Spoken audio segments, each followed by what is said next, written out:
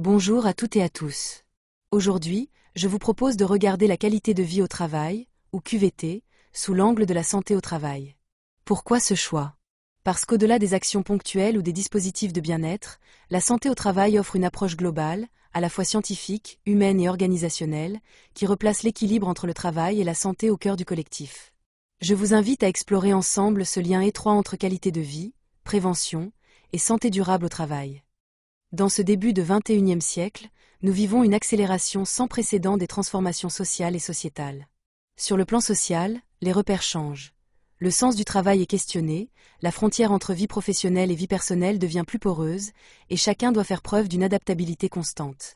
Sur le plan sociétal, les défis sont immenses. Urgence écologique, montée en puissance de l'intelligence artificielle, et automatisation toujours plus poussée des activités humaines. Dans ce contexte, les entreprises doivent s'adapter plus que jamais, non seulement pour rester performantes, mais aussi pour préserver l'équilibre et la santé de leurs collaborateurs. Aujourd'hui, on constate que les entreprises qui réussissent à se transformer durablement sont celles qui remettent l'humain au cœur de leur fonctionnement. Et c'est précisément là que la santé au travail prend tout son sens. Elle ne se limite pas à la prévention des risques ou aux visites médicales. Elle devient un levier stratégique de performance collective, car une entreprise en bonne santé repose d'abord sur des salariés en bonne santé. En somme, la médecine du travail dynamise l'entreprise en contribuant à la fois à la préservation de la santé des salariés et à la pérennité de la structure. C'est tout l'enjeu du couple santé, qualité de vie au travail, qui doit désormais être pensé comme un véritable moteur d'adaptation et d'innovation.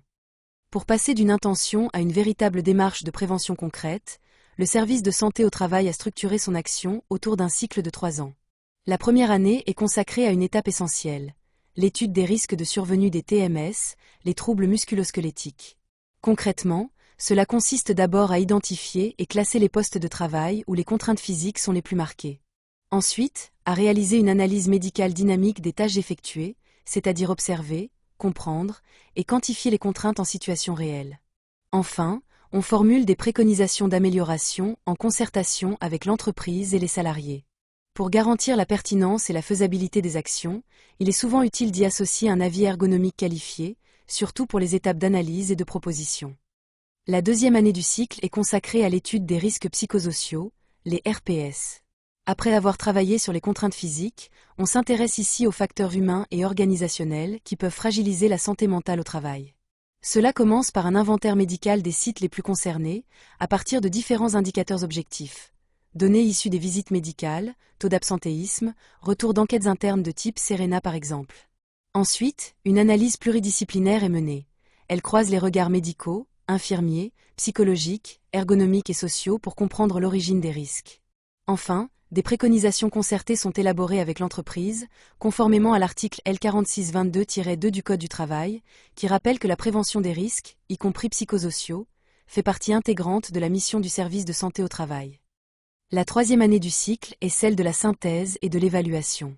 Après avoir étudié les contraintes physiques puis les risques psychosociaux, il est temps de mesurer les effets concrets des actions menées sur la santé et la qualité de vie au travail.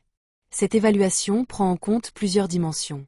Les points positifs et négatifs observés, pour identifier ce qui fonctionne et ce qui reste à améliorer. Le ressenti des salariés, car leur perception est un indicateur essentiel de l'efficacité réelle des actions. Les indicateurs objectifs, comme les taux d'absentéisme ou les signaux liés aux risques psychosociaux.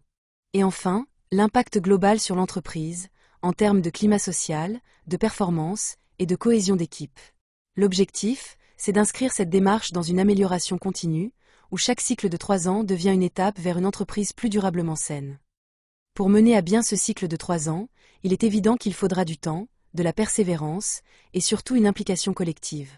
Car la réussite d'une telle démarche repose avant tout sur l'investissement du plus grand nombre, direction, encadrants, salariés, services de santé au travail, chacun a un rôle à jouer. Et au fond, cela ne devrait pas poser de problème, parce qu'aujourd'hui ou demain, nous sommes ou serons tous concernés par la santé et la qualité de vie au travail. Merci de votre attention.